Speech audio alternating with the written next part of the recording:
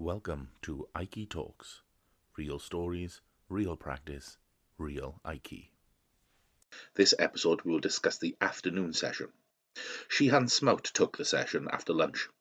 In true Shihan Smout style, we developed the correct mindset for our style of practice. Commitment in the attack from Yuki. Shihan Smout often demonstrates this by requesting his Yuki to attack with conviction, and this sets us up for the techniques ahead. Now, as this was a few days ago, and I have since slept, I cannot remember every technique being taught. However, I can remember that we ended the session on the technique Ude Kimanagi. Shihan Smout instructed us in the blending action needed when performing the technique from Yokomen. The corner step back to harmonize with the attack and reposition ourselves, body shifting to move away from Yuki, following up with another strike. So let's break this technique down. Since we did this technique, I have actually watched a video on Facebook of an instructor demonstrating this technique, and there are some points that they didn't mention or demonstrate that I believe make this technique more effective. We discussed the concept of the corner step back. Now, this is a favourite response of mine to Yokomen, and that's based on my previous study of Aikido with my father and my mother and their lineage of their Aikido style. The corner step back continues that circular motion of the Yokomen. This paired with the point made by Soke that Yuki also continues the circular motion when Nagi blends, effectively swaps positions of both participants. The forward blending hand of Nagi at this time can lightly catch Yuki's wrist, applying a slight twist as if taking a traditional shianagi. This allows for control of Yuki's posture. Now, with this twist, I believe that the circular motion is no longer circular, but a spiral. The circle gets smaller, and this allows for control of Yuki by putting Yuki slightly off balance. Now, Yuki can perform in Rimi Tenkan, so they are now on the outside of Yuki and deep into the posture of Yuki. This is where the arms come into play. Shihan Smout enforced the idea of the free Nagi arm creating an upward feeling into Yuki's armpit. A twist of the arm inward raises Yuki onto their toes, and the downward drawing of the catching hand traps Yuki in that position. Now, some people will throw straight forward at this point, a factor of the video I watched recently. However, Shihan Smout made a clear point of throwing across Yuki's line, not along it. This adds to the taking balance concept of the technique, creating a situation where Yuki has no option but to take Ukemi and cannot walk out of the technique. Now, to truly control Yuki, a kickback of Nagi's leg when performing the Tenkan is needed. Big kickback to ensure Yuki finds themselves in that position when they're on their toes. As a tall person, I find this technique easy to lift Yuki. However, the twist of the attacking hand for a shorter Nagi on a taller Yuki is crucial, as I find this takes me off balance, and as a shorter Nagi performs the arm in a twist into my armpit, this will raise me up onto my toes no matter the height difference. I will say, however, there is a time limit where Yuki's center is disrupted and lifted, and that is the biting point.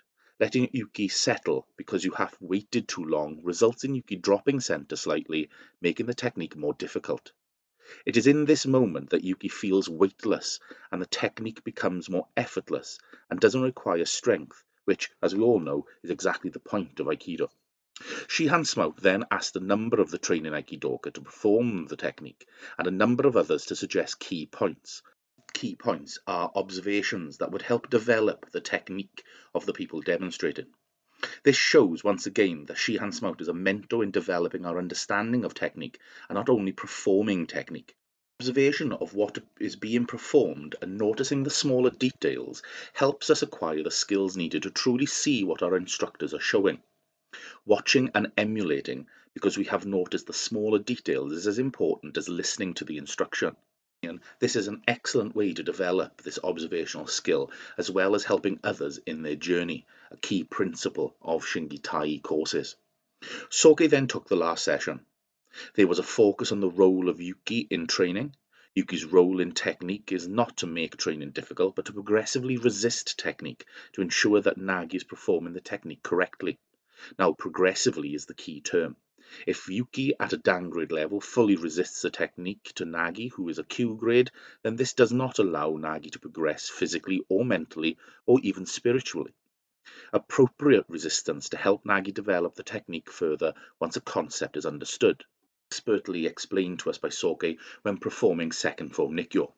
First, we performed a traditional Nikyo by raising the hand to our shoulders, stepping off the line, and that's that body shifting again, to ensure we are away from retaliation strikes. And with our arm on top of Yuki's caught arm, we twisted the wrist and applied gradual pressure to the elbow in a downward direction. Now, I'm a huge fan of Nikyo, and sometimes I get carried away and resist as best as I can. Soke's next variant stopped this sort of resistance in its tracks. We then developed the technique where Yuki lifts the caught arm elbow, making the traditional application difficult. Quickly, Soke swapped the grip to under the arm and catching lower on the forearm, and this resulted in a smaller twist, like wringing water from a wet towel. A most effective technique, one which was difficult to resist. They developed this further with Yuki bending their arm and stepping forward into the Nikyo. Now, this reminded me of a counter my father was very fond of. He would often look you in the eyes, keeping focus on you and smiling as he stepped into the Nikyo, rendering you and the technique useless. I said that instead of placing the hand on top of the elbow at this point, but behind the elbow and pulling towards you. Again, a most effective technique. I had the pleasure of training with a green belt from Swansea District Aikido for this technique, and I must say he took the Nikyo well, giving as good as he got, training with conviction and allowing the technique to bite. A very enjoyable session with a Nikyo, which is one of my favourite techniques. Soke then revisited the series of consecutive techniques from the morning to further hammer home the relationship between Yuki and Nagi. We ended the day with the kokunagi and the famous line of Soke's, "Get a bit of a sweat on," a staple of the Shin Gi Tai Aikido style, continuous aerobic exercise with correct technique and good community spirit. Soke emphasized the downward feeling of kokunagi and continued the circular motion of Yuki by attacking the rear arm from a yokomen attack. So that's our part 2 of our Easter course breakdown and reflection. Next episode, we will discuss day 2. Thank you for joining me for AikiTalks. Until next time, stay centered, keep training, and take care.